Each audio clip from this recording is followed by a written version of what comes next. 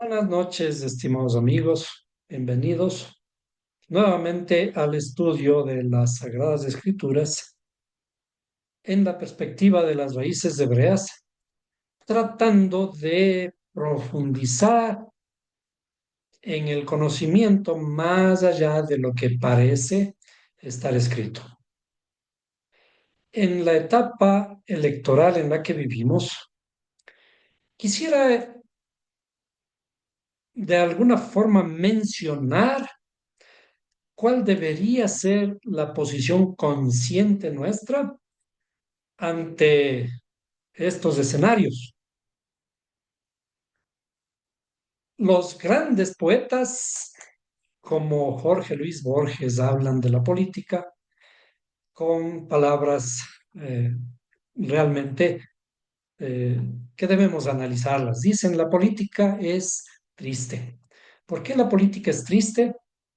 Porque hay muchas cosas que se dan alrededor de la política que realmente son oscuras, no son buenas. Por más buenas intenciones, los apoyos que tienen que tener los diferentes candidatos para llegar a, a tener una posición en la lid, en la contienda, los apoyos tienen que ser significativos. Los grandes apoyos, y estoy hablando los apoyos de grandes empresarios, de grandes sumas, que finalmente se van acumulando por esa presencia del candidato que efectivamente debe tener para que con el gasto electoral pueda llegar a los diferentes segmentos de la población. Cuando nos enseñaron que todo está en las manos del creador, si todo está en las manos del creador, ¿cómo es que entonces nosotros tenemos que elegir, decidir por cuál o tal candidato dar nuestro voto? Si todo ya está decidido, si él es el que toma las decisiones sobre nosotros, ¿por qué entonces molestarnos? Revisemos lo que dice el libro de Daniel al respecto. Daniel habló, estamos hablando de Daniel, el capítulo 2 versículo 20. Daniel habló y dijo, sea el nombre de Dios bendito. Esta es una forma que la vamos a analizar para determinar de qué se trata todo esto. Sea el nombre de Dios bendito por los siglos de los siglos, porque la sabiduría y el poder son de Él. Él, Él es quien cambia los tiempos y las edades. Quita reyes y pone reyes. Da sabiduría a los sabios y conocimiento a los entendidos. Nuevamente, tenemos aquí la afirmación de que el creador, lo que está escrito aquí como Dios, es el que tiene finalmente la decisión de qué hacer sobre tal o cual candidato para que rija nuestros destinos. Pero nuevamente, si es que él, el creador, ha decidido apoyar a uno, ¿por qué no le apoya al otro? Volvemos al mismo problema de la Biblia. ¿Por qué el creador decide escoger a un pueblo y no escoger a otro? Ayudar a su pueblo escogido a ganar las batallas y por lo tanto a otro a perder. Todas estas incongruencias se dan debido a que desconocemos la interioridad de la escritura y los conceptos relacionados con las cosas fundamentales de la escritura. Es decir, entendemos únicamente los escritos en forma literal. Comencemos por saber por qué el nombre de Dios es bendito. ¿Por qué no Daniel no se toma la molestia de decir bendito Dios? Sino dice, sea el nombre de Dios bendito. Y a lo largo de toda la escritura, nosotros encontramos que el nombre del Creador es algo que tiene que ser recordado, es un memorial. Y por eso inclusive llega hasta los últimos libros en los que dice que ese nombre tiene que ser utilizado, por ejemplo, para lo que llaman el bautismo y cosas semejantes. El nombre de Dios, si nosotros nos vamos ahora a las palabras hebreas, bueno, el libro de Daniel fue escrito en arameo, pero en esta Biblia nos va a presentar los caracteres hebreos que son los mismos caracteres arameos, pero el lenguaje en realidad es diferente.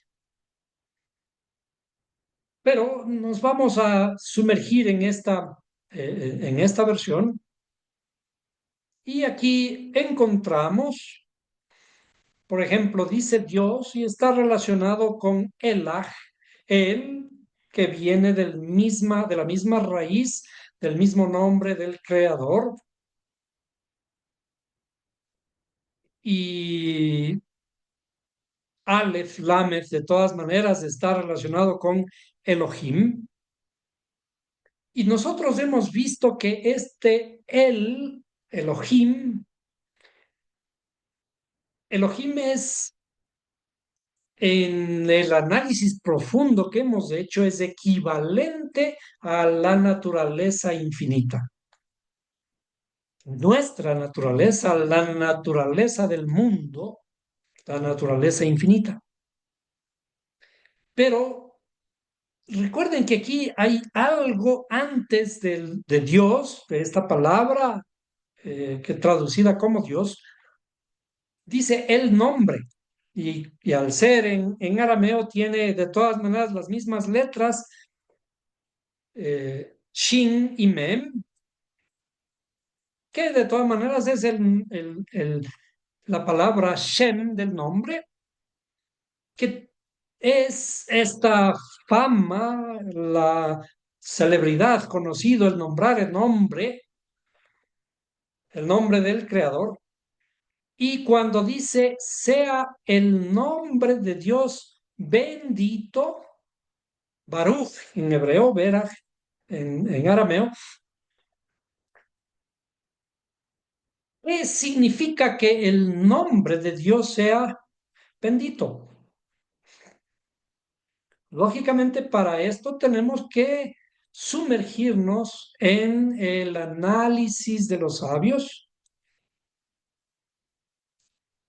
que nos llevan al árbol de la vida. En el árbol de la vida, que es un modelo con el que se puede explicar la mayoría de conceptos de la espiritualidad. Este árbol de la vida en realidad es una forma de la estructura de nuestra propia alma, de nuestra interioridad. Cuando decimos el creador o Dios, la naturaleza, el creador está dentro de nosotros. Él habita en cada uno de nosotros. Y por eso es que cuando nos han enseñado de que tenemos que aceptar al creador, o lo que llaman a Jesús, también aceptar a Jesús en nuestro corazón, esa figura pasa a morar dentro de nosotros, es decir, dentro de mí, dentro de ti, dentro de los demás, de todo el mundo. El conjunto de todos esos pedacitos, digamos, de dioses infinitos que están en nosotros, el conjunto de todo eso y el conjunto de toda la naturaleza es el gran Dios, el gran creador. Y por lo tanto, en cada uno de nosotros reside ese poder divino, esas, porque también, recuerden, somos hechos a imagen y semejanza del Creador. Y esa imagen y semejanza está aquí. ¿Cómo está aquí esa imagen y semejanza? Veamos. El creador, el nombre del creador es un nombre de 4 letras en hebreo que comienzan con la letra Hei. La letra Hei está o reside en la sabiduría. Vamos a dibujar un poquito mejor, quizás vale la pena. Vamos a dibujar las facultades intelectuales. A ver, aquí las facultades intelectuales, como siempre, nuestras facultades intelectuales que están en nuestra cabeza. Luego, nuestras facultades emocionales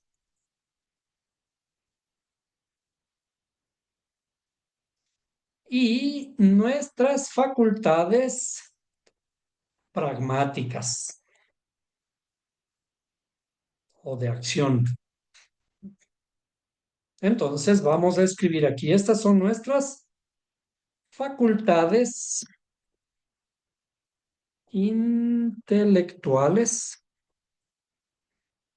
Estas son nuestras facultades emocionales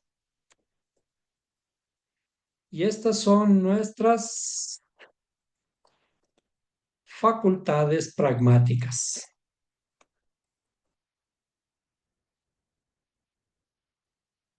Facultades pragmáticas. A esto se refiere el libro de Isaías cuando habla de yo te creé, te formé y te hice. Creé el mundo de la creación, el mundo de la creación. ¿Sí? El mundo de la creación.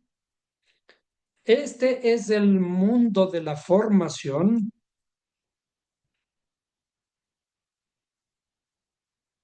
y este es el mundo de la acción. Vamos a poner los nombres hebreos. ¿Sí? Este es el mundo, o en hebreo, Olam. Olam Beria. ¿Sí? El mundo de la formación es el Olam Yetzirah. ¿Por qué les pongo los nombres hebreos? Precisamente porque aquí hay algo que tenemos que tener muy en cuenta para no confundirnos. Y aquí dice Olam Asia. El Olam Asia no es el Olam Asia o el mundo Asia o el continente de Asia, sino el mundo de las acciones. En hebreo, Asia. Y es por esto que aquí inicia una de las confusiones cuando hablan de las 7 iglesias que están en Asia, dicen. Y resulta que esas 7 iglesias todas estaban en Turquía y por ahí, cerca. cuando Asia es un continente muy grande que va hasta la China, la India, Pakistán, China, Rusia. Todas esas son partes de Asia en donde no había ninguna sola iglesia, al menos no se menciona en el Nuevo Testamento ninguna iglesia que esté por ahí. Todas las 7 iglesias estaban por ahí, cerquita en Turquía. Porque en realidad cuando se escribe el llamado Apocalipsis, viene de un tipo que sabe del hebreo porque es un hebreo de nacimiento y que conoce la escritura y que conoce el lenguaje del templo. Y el lenguaje del templo habla del mundo de Asia, que son nuestras acciones, espiritualmente hablando. En la Biblia tenemos que interpretar todos los aspectos de forma espiritual. Entonces, dentro de nosotros residen estos mundos como en toda la naturaleza. Lo que está afuera está aquí adentro. Como es arriba, es abajo. En el gran infinito que existe afuera, que es comparable al pequeño, pequeñísimo infinito que reside dentro de nosotros. Dentro de nosotros hay un mundo por descubrir. Y lo que la Biblia nos enseña es a descubrir el mundo interior, el mundo en el que habita el Creador y que tenemos que aprender a revelarlo. Porque este autoconocimiento que tenemos que tener es el conocimiento del Creador que reside en mí.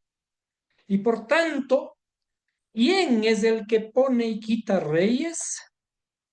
Ese Creador que está en mí y que está en todos. La suma de todos los que el día domingo iremos a las urnas, vamos a decidir cuál es el presidente que nos merecemos. Y es por eso que la Biblia dice, sí, Dios, el creador que mora en nosotros, es el que quita y pone reyes. Y Daniel se anticipa y dice, el bendito nombre de Dios, sea bendito el nombre de Dios. ¿Cómo va a ser bendito el nombre de Dios? Cuando nosotros entramos en nuestra interioridad a reconocer cómo el Creador debe revelarse en nosotros. El nombre del Creador tiene 4 letras, pero no habla de un caballero que está en ninguna parte.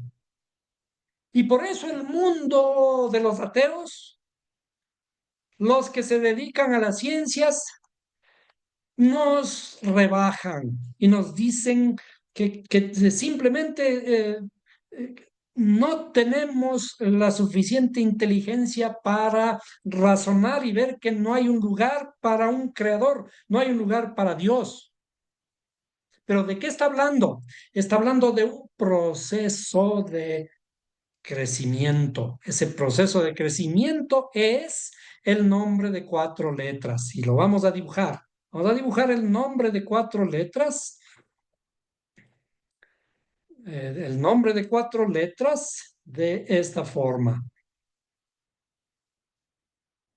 A ver, escogemos un color. Aquí el nombre de 4 letras. Sí, lo voy a dibujar de esta forma. Nombre de 4 letras es Yud, Hei, Vav. Le voy a dibujar de nuevo porque se me fue un poquito. Vav, es más o menos así nomás. Yud, Hei, Vav, Hei. Otra vez voy a hacerle nuevamente. Se me ha resbalado un poquito. Yud Hei Vav Hei. ¿Ven? Ahí. Vamos quizás a hacerle un poquito más acá. Yud Hei Vav Hei. Este nombre de cuatro letras no es el nombre de un individuo.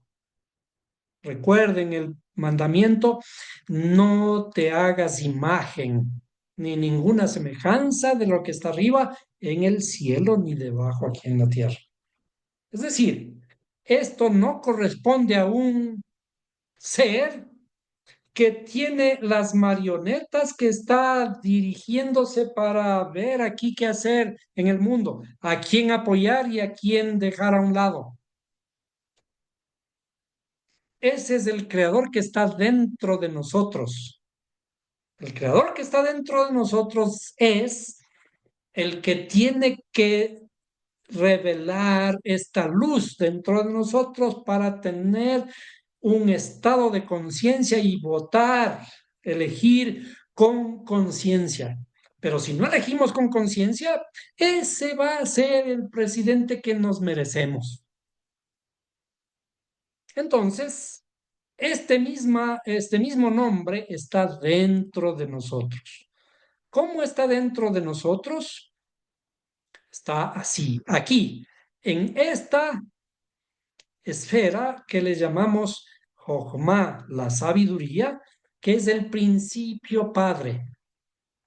Cuando nosotros decimos, Padre nuestro que estás en los cielos, no estamos o no debemos imaginarnos a ningún ser que está allá.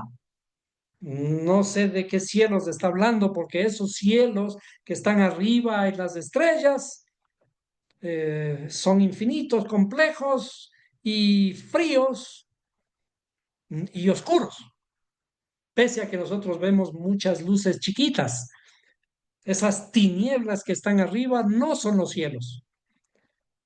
Cuando iniciamos estos segmentos aquí, hemos aprendido que en el primer verso de la Biblia debemos decir de la siguiente forma: en el principio creó Dios los cielos y la tierra. Es decir, los cielos se refiere a las facultades intelectuales. ¿Y qué son la tierra?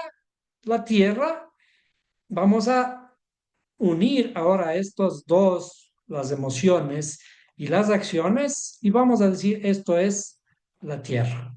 Los cielos y la tierra. En el principio creó Dios los cielos y la tierra. Aquí en los cielos está el Padre y el Padre está representado por la sabiduría o la sabiduría está representado por el Padre y es la letra Yud. La letra Yud es una letra que nos explica que es una chispa, un puntito chiquito, una luz, una idea en nuestras facultades intelectuales que requiere confrontarse con el entendimiento representado, simbolizado por una madre, Binah.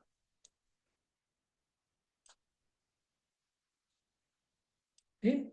Entonces, la sabiduría con el entendimiento forman una pareja como de padre y madre. Y si hay un padre y una madre, estos dos siempre van a crear hijos. Cuando el fruto de estar juntos, el padre y madre crean un hijo, pero recuerden, no debemos hacernos imagen ni ninguna semejanza de lo que está arriba en el cielo ni aquí debajo en la tierra. Y este hijo es el que tiene que unir el cielo con la tierra.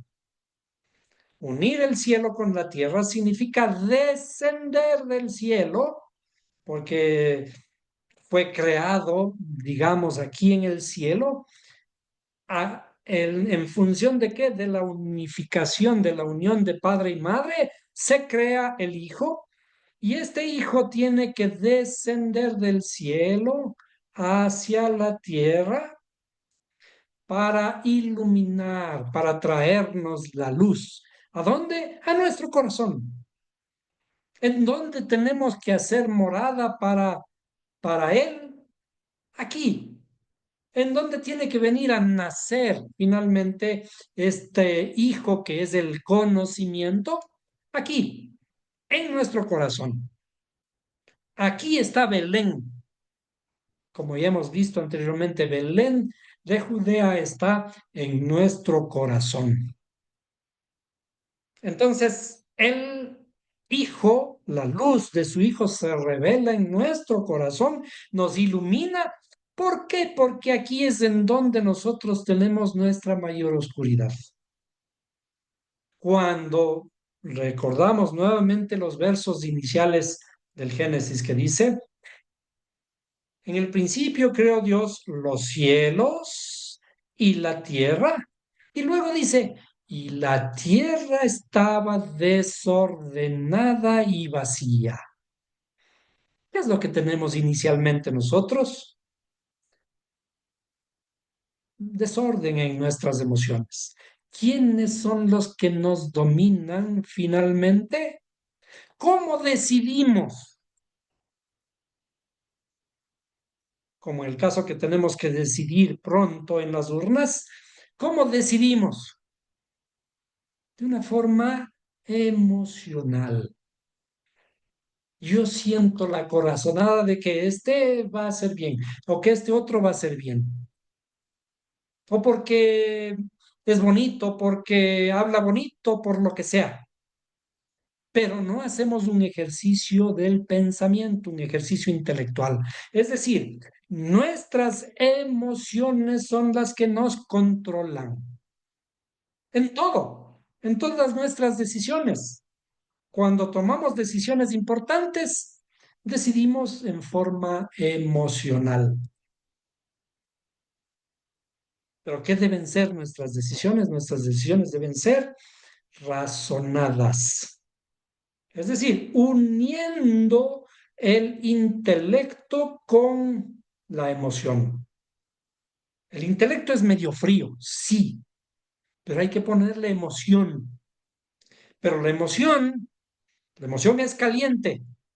La emoción nos mueve el corazón, nos hace palpitar el corazón más rápido y por lo tanto nos nubla la inteligencia. Y mucho más nuestras reacciones representadas por las facultades pragmáticas. Lo que tenemos, nuestros instintos, que son nuestras facultades pragmáticas. Entonces, el hijo es aquel que une el cielo con la tierra, es el que desciende del cielo para iluminar el mundo, el que se hace carne, la palabra, el verbo que se hace carne, que no significa que está así como nosotros, sino que se manifiesta aquí. A esto le llamamos carne, a la emoción. ¿Para qué? Para que esta carne produzca, con esta luz produzca buenas palabras. Eso significa esta otra, hey, el habla, el mundo de las acciones es el mundo del habla, porque es el resultado de lo que tenemos dentro en el corazón. Entonces, cuando se manifiesta el Creador, se manifiesta a través de nosotros, a través de nuestras palabras. Y es por eso a esto, cuando nosotros vemos esto en la interioridad de la escritura, es por eso que se llama la palabra de Dios, porque esta palabra tiene que entrar a nuestra alma y corregirla. Y hacernos reaccionar y hacernos pensar. Entonces, ¿quién es el que quita y pone reyes? El que quita y pone reyes, desde luego que es el nombre bendito del Creador. Es decir, ¿cuándo es bendito? Cuando nosotros lo revelamos en nuestra interioridad. Si es que este nombre no se revela y simplemente manifestamos las reacciones nuestras, el instinto animal nuestro, entonces va a suceder lo que tiene que suceder. Y obviamente si nosotros hacemos el ejercicio del razonamiento, pero muchas personas todavía no lo hacen, entonces, ¿cuál va a ser el resultado? El resultado va a ser que la elección que nosotros hagamos, que corresponde a la mayoría, significa que el creador todavía no se ha revelado adecuadamente en el conjunto llamado esta patria, el Ecuador. Y si hablamos del mundo entero, también el creador no ha podido revelarse, porque la humanidad, cada uno de nosotros, no ha podido manifestar la luz del creador en la interioridad de cada uno. Y por lo tanto, vamos a tener el presidente o el gobernante que nos merecemos. ¿Qué significa eso? Que tenemos mucho trabajo por delante. Nosotros, los que decimos que entendemos un poco más la escritura, tenemos el trabajo de manifestar esa luz como una luz que dice que no tiene que estar escondida debajo de la mesa para alumbrar. Tenemos que hacer que esta luz brille y se alumbre. Y eso no significa que tengamos que unirnos a un partido político por aquí y otro partido político por allá. Nuestro trabajo es el trabajo espiritual.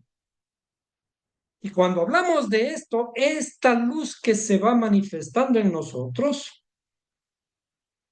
esta luz que desciende del cielo, recuerden qué pasó con esa luz que desciende del cielo, hizo su trabajo y esa luz tuvo que morir.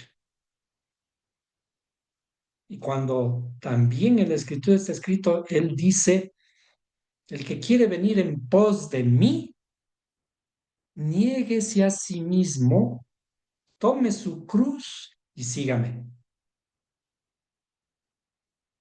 ¿Qué significa esto? Él ya hizo el trabajo que nosotros teníamos que hacer y por lo tanto ya no necesitamos hacerlo. No. Él dijo, el que quiere venir en pos de mí, el que me quiere seguir, niéguese a sí mismo. ¿Qué significa negarse a sí mismo? Significa morir. Niéguese a sí mismo, tome su cruz y precisamente para eso es la cruz. Tome su cruz, ¿para qué? Para morir. ¿Qué debemos hacer cada uno de nosotros? Morir. Y luego entonces podremos seguirle. Ahora, ¿qué es morir? Cuando la Biblia habla de muerte, no está hablando de la muerte de este cuerpo. Cuando la Biblia habla de morir, habla de morir a nuestro conocimiento, a la luz que hasta aquí hemos recibido. Cada día tiene que ser morir a lo que éramos antes y volver a nacer. Y es por eso que está escrito que tendremos que ser resucitados con Él. Pero no se trata de una resurrección que tenemos que esperar después de esta vida. Todas las religiones hablan y han hecho grandes negocios con la llamada vida eterna. El más grande negocio porque ¿quién reclama? ¿Quién va a reclamar después de que se murieron y resulta que no hay ese cielo a donde irse? Y hasta aquí no han habido seres que hayan resucitado, excepto lo que dice la Biblia, que hubo uno. Bueno, hay ciertas excepciones de resurrecciones que alegóricamente hizo Jesús, resucitando a la suegra de Pedro, resucitando a una niña que estaba muerta. También Eliseo, los huesos de Eliseo resucitaron un soldado que cayó muerto Al en la Lázaro. batalla. Pero, ¿y, y por qué dice la Escritura que está establecido para el hombre que muera una sola vez y después de esto el juicio? La muerte es parte de nuestra vida. Cuando estamos vivos, calentando el puesto sin tener un objetivo en la vida, estamos en realidad muertos. Pero también cuando encontramos una nueva razón, cuando encontramos una nueva luz, todo lo que habíamos conocido tiene que morir. ¿Para qué? Para renacer otra vez y volver a la vida. La resurrección se trata de esto. Cuando nos contaron que tenemos que ir a las aguas a morir para nacer una nueva persona, eso es la resurrección. Pero eso no se realiza solamente una vez, porque ya vimos ejemplos de que ha habido personas que rompieron la regla. Y cuando hay algo que rompe la regla, la excepción, la excepción cumple la regla, afirma la regla. Entonces, en la escritura, desde luego que tenemos que morir una vez, en el cambio que tenemos que hacer, un cambio a la vez para el siguiente día, el siguiente instante, la siguiente semana, el siguiente año, cambiar lo que nos falta. Entonces, cuando el Hijo desciende a nuestro corazón, hace su trabajo aquí, nos ilumina, de todas maneras tiene que morir. ¿Cómo tiene que morir? Ya nos enseñaron de que como un grano de semilla que cae desde aquí, desde arriba, cae hasta la tierra y muere. ¿Sí? ¿Para qué muere? La muerte es la más grande bendición que existe desde el punto de vista espiritual y detallado en la Biblia. Y por eso está escrito, porque para mí el vivir es Mashiach y el morir es ¿qué? Ganancia. ¿Por qué? Porque la semilla cae para dar a luz a una nueva vida. Esa nueva vida va a volver a subir. Aquí, cuando cae la semilla, esta semilla vuelve a este ascenso. Cada una de estas esferas es lo que se conoce como un día. El día de ascenso, ¿para qué? Para llegar al final.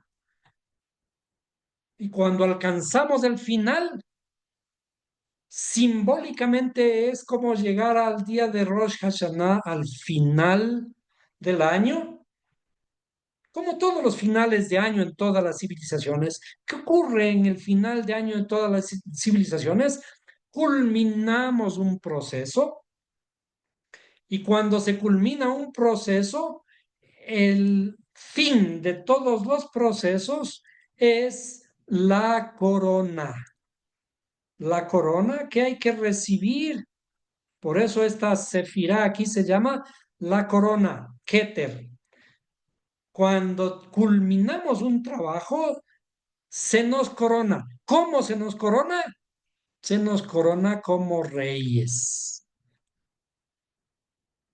Al final del ciclo se nos corona como reyes. Voy a hacerlo de nuevo aquí para ponerle. se pueda leer un poquito más, ¿sí? ¿Y no está escrito acaso de que dice, os haré un reino, un pueblo de reyes y sacerdotes?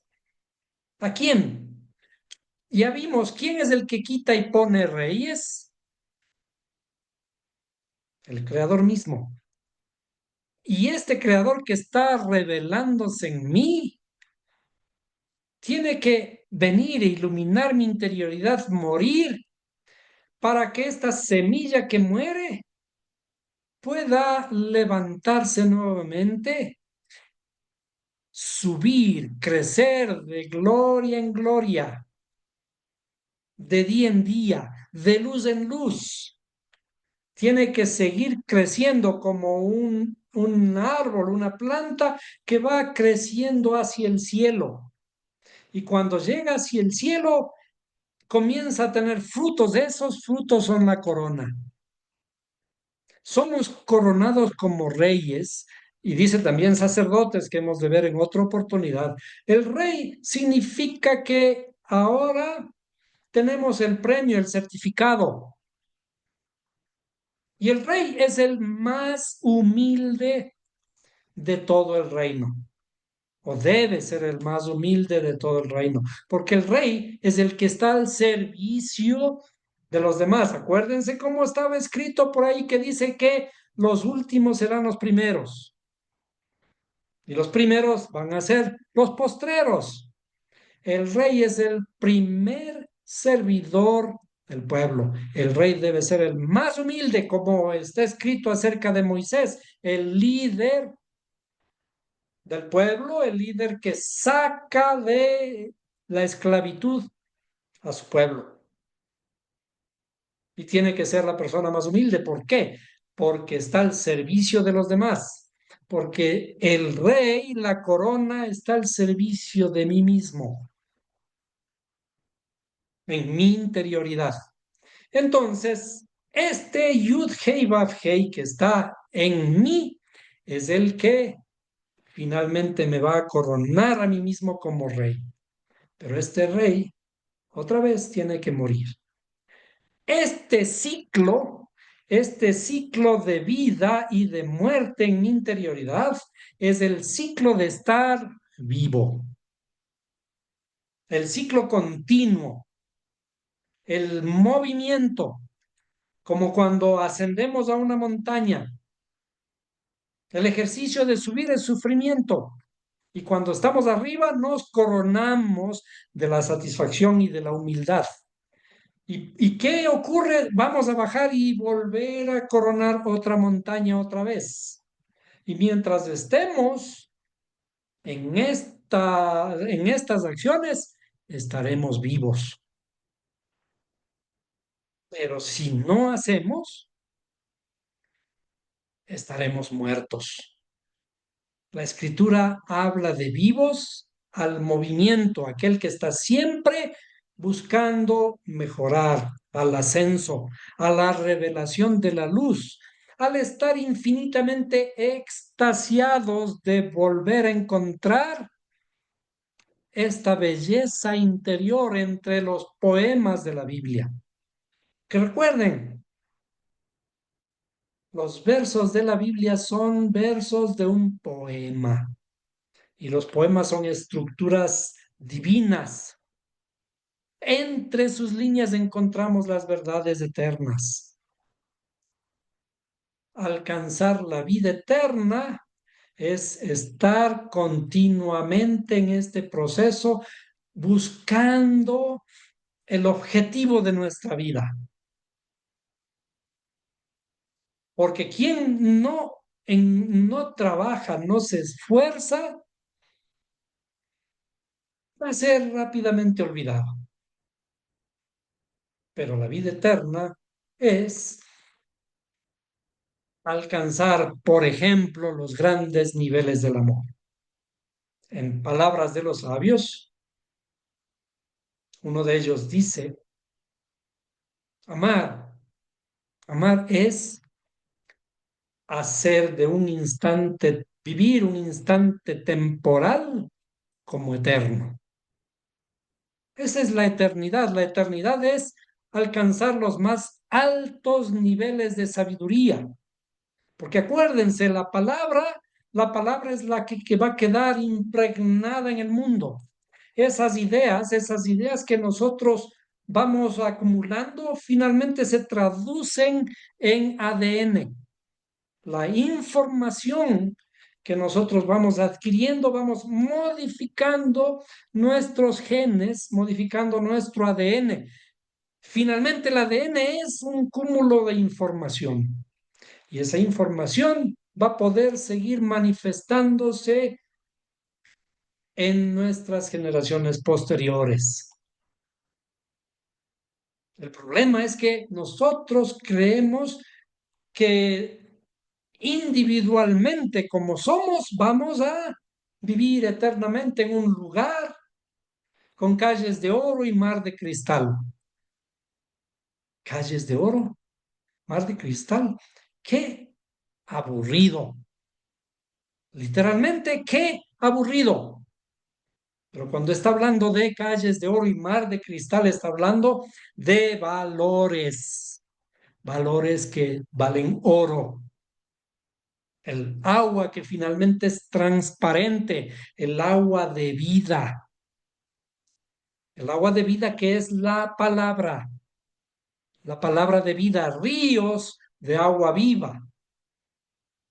Y esos ríos de agua viva van a seguirse manifestando en cada uno de nuestros ciclos, en cada ciclo que tenemos que resucitar de la muerte,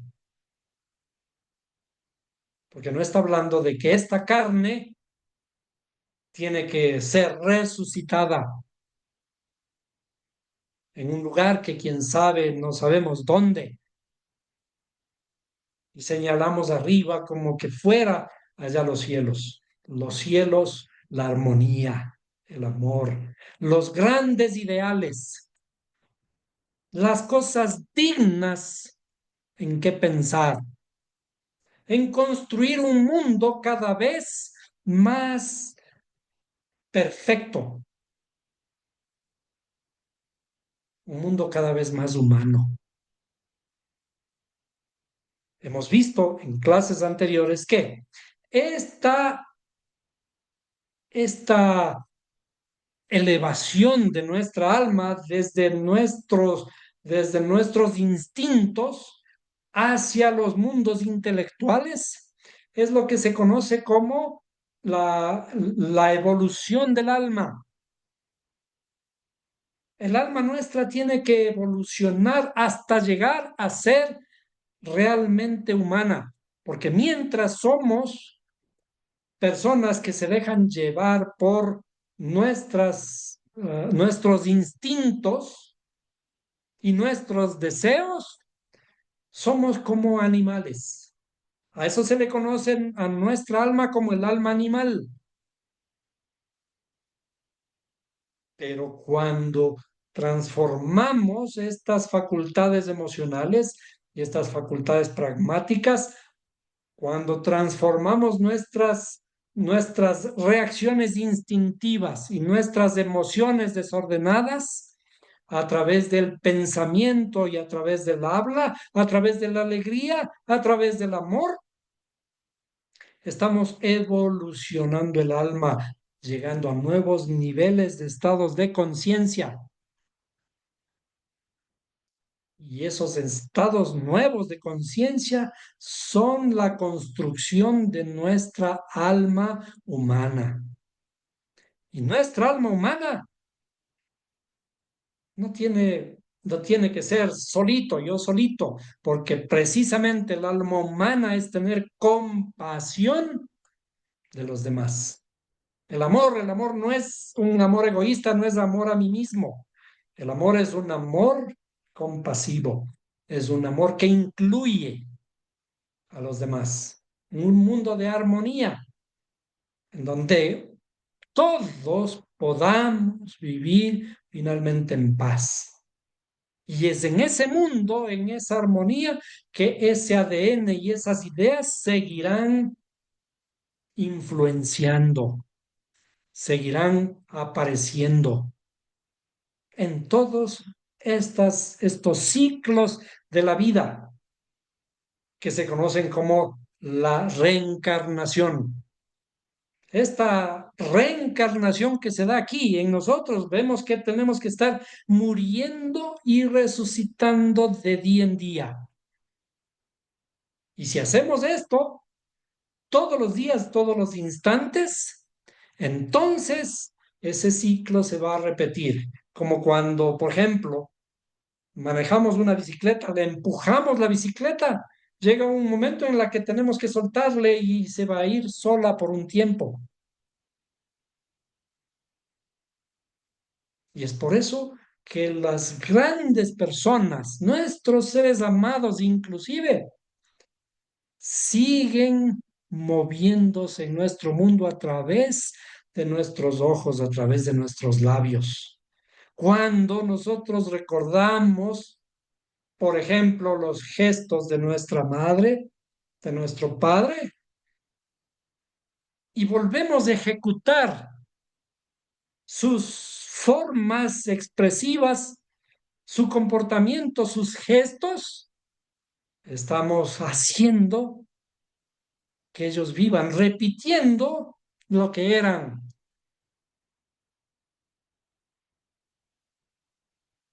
La vida eterna se trata de algo espiritual, de esa esencia de la información. La información que es nuestra alma, esa es la que tiene que seguir viviendo. Este cuerpo, este cuerpo, biológicamente, como todo en el mundo, toda la vida en el mundo, sigue ese proceso cíclico de transformación. Pero hay algo muy interesante en nosotros, esa personalidad como los grandes sabios antiguos, que cuando nosotros, por ejemplo, abrimos un libro, nos metemos en su pensamiento, en su alma. Y esas palabras son capaces de volver a crear luz en nosotros. Esa es el alma que finalmente no muere. Y esas acciones y esos pensamientos, esas actitudes que tuvieron nuestros ancestros son las que nos van a seguir guiando y manteniendo, son las que van a seguir viviendo en nosotros. Es por eso que mirando la escritura desde este punto de vista espiritual, dejando a un lado la literalidad, dejando a un lado el mirar las líneas poéticas como si fueran reales, esto es lo que nos ha mantenido en la oscuridad hasta el día de hoy. Pero si interpretamos lo profundo, lo que aluden las palabras, los secretos de aquellas palabras, esas palabras son las que van a transformar nuestra vida, nuestro pensamiento, nuestras emociones y nuestras acciones. La Biblia, la Biblia finalmente es un libro de transformación interior, de iluminación interior. No se trata de creer en un Dios que es el que está moviendo los hilos para que el mundo haga lo que él quiere. El creador es el que nosotros finalmente estamos despertando en cada uno de nosotros, porque somos parte de esta naturaleza linda e infinita, hermosa, de esta infinita sabiduría que nos ha traído hasta hoy, hasta donde estamos, y que sigue creando nuevas ideas, nuevas formas, sigue refinando el amor. Esta refinación es el endulzamiento de nuestras amarguras.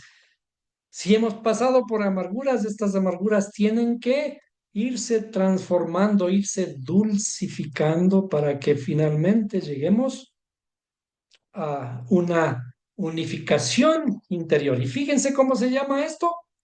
Se llama la luna de miel. ¿Qué es una luna de miel? La luna de miel es cuando la pareja que ha culminado su proceso de conocimiento, ¿por qué la Biblia llama conocimiento a las relaciones sexuales de la primera pareja? Y dice, y Adán conoció a Eva, su mujer, conoció, insinuándonos de que tuvo relaciones sexuales. La unificación de una pareja es el símbolo de nuestra unificación interior. Cuando nos logramos unir, y fíjense que nosotros somos como dos mitades, nuestro cerebro está aquí dividido en dos mitades, una lucha interior que tenemos aquí, que el cerebro emocional no le hace caso al cerebro intelectual. Y por eso existe físicamente aquí una separación de nuestros hemisferios. Y esa separación de esos hemisferios tiene que estar gobernada por este cuerpo calloso posterior llamado el cerebelo, que es el que encargado de unificarles a estos dos hermanos peliones. Y cuando logramos esa unificación a través del conocimiento,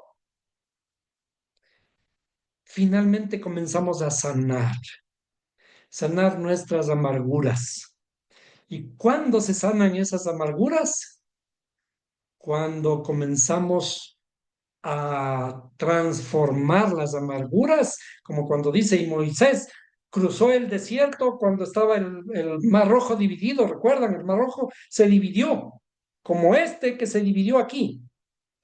Cruzamos el Mar Rojo que estaba dividido y luego cuando vemos que nuestros enemigos, que son nuestros miedos, finalmente quedaron sepultados en el agua y ahora comenzamos a caminar en el desierto y necesitamos aguas, pero las aguas estaban amargas. ¿Y qué hay que hacer para tomar las aguas amargas? Hay que dulcificar las aguas amargas. Nuestras experiencias que arrastramos de esa esclavitud emocional, de esa esclavitud intelectual, de esa esclavitud en la que nos hemos estado sumergidos durante toda nuestra vida, la esclavitud de nuestra amargura. ¿Qué es lo que tiene que ser? Tiene que ser endulzada. Si es que esa amargura no se ha endulzado, en realidad todavía no hemos terminado el proceso de redención. El proceso de redención es dulcificar todo lo que hemos sufrido. Dulcificar, ¿qué significa? Ganar, significa aprovechar todos los sufrimientos porque esos sufrimientos nos han fortalecido. La escritura sirve para analizar de esta forma, para aplicarlo directamente, encontrar las razones en nuestra interioridad. Cuando está escrito todos estos detalles que decimos que cruzan el mar, que llegan al desierto, que dulcifican el agua, no se trata de contarnos historias de lo que hizo Moisés y su pueblo. Está contando de lo que debemos hacer día a día dentro de nosotros. Por eso también dice, tienen, que quiere venir en pos de mí, niéguese a sí mismo. Tome su cruz, que significa vamos a buscar cómo unificar, porque la muerte tiene que servir para algo bueno, para dar el fruto al ciento por uno.